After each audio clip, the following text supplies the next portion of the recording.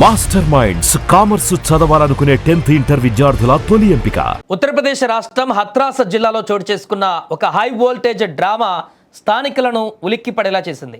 నిన్న మధ్యాహ్నం ఓ వివాహిత తన ప్రియుడి కోసం ఏకంగా మొబైల్ టవర్కి 3 గంటల పాటు పోలీసులను, కుటుంబ సభ్యులను ముప్పు తిప్పలు పెట్టింది.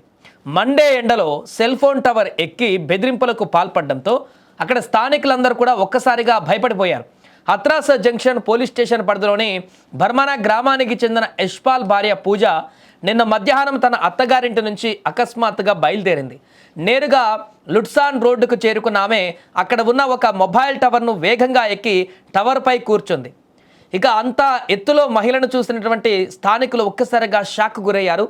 కొద్దిసేపటికే పూజ స్వయంగా తన తల్లిదండ్రులకు ఫోన్ చేసి తాను టవర్ ఎక్కినట్లుగా చెప్పడంతో విషయం వెలుగులోకి వచ్చింది. సమాచారం అందినటువంటి వెంటనే police station in charge Vipin Chaudhary, అగ్నిమాపక సిబ్బంది ఘటనా స్థలానికి చేరుకున్నారు. చకచక పూజ తండ్రి రాజేంద్ర, ఇతర కుటుంబ సభ్యులు కూడా ఆమెను కిందకు దిగమని పదే పదే వేడుకున్నా కూడా ఫలితం లేకుండా పోయింది. పరిస్థితి విషమిస్తుండడంతో ఆమె ఎక్కడ టవర్ మీద నుంచి దూకి ప్రాణాలు పోగొట్టుకుంటుందేమో అనేటువంటి ఒక భయాందోళన కలిగింది. ఒకవేళ ఆమె పైనుంచి దూకితే ప్రాణాపాయం కలగకుండా వెంటనే అగ్నిమాపక సిబ్బంది కూడా టవర్ కింద జంపింగ్ ఫ్లోర్ను కూడా ఏర్పాటు చేశారు. అయితే పూజకు ఆమె ప్రియుడు జయప్రకాష్కు మధ్య గొడవ జరిగిందని తేలింది. దీంతో పోలీసులు జయప్రకాష్ను సంఘటనా స్థలానికి తీసుకువచ్చారు. ప్రియుడిని చూడగానే పూజ శాంతించింది. అతనితో ఫోన్లో మాట్లాడిన తర్వాత దాదాపు 3 గంటల ఉత్కంఠకు తెరదించుతూ ఆమె సురక్షితంగా కిందకు దిగింది. ఇదిలా ఉంటే పూజకు 2 నెలల క్రితమే వివాహం జరిగింది.